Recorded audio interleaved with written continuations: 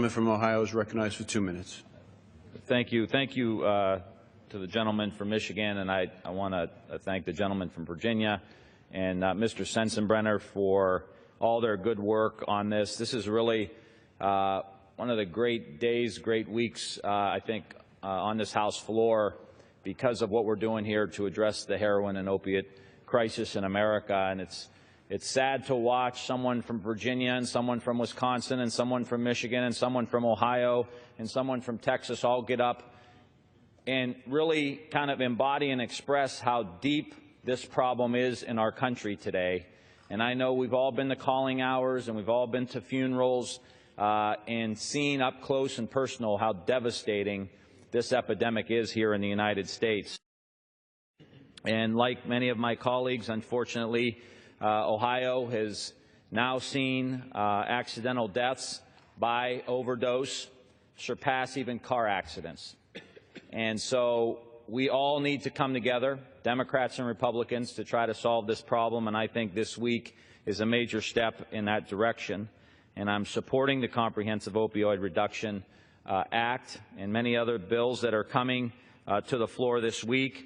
In Trumbull County alone, my biggest county, one of my biggest counties, a few months back we had 22 overdoses, and of that 7 deaths in that one county. And this is pervasive in Cuyahoga County, which is Cleveland. We have almost 1 a day that we're dealing with in Ohio. So this Comprehensive Opioid Abuse Reduction Act program creates at the Department of Justice a real opportunity for us to fix this program.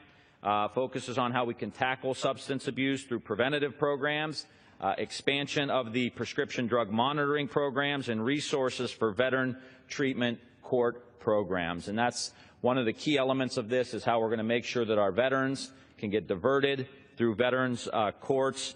In Ohio, we've seen first responders use naloxone in 2013. Can I get an additional minute?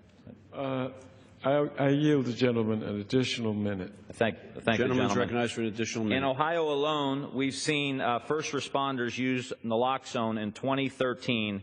Over 12,000 doses were administered. This is a huge problem. We've seen the men and women. We've seen the families that have been destroyed because of this.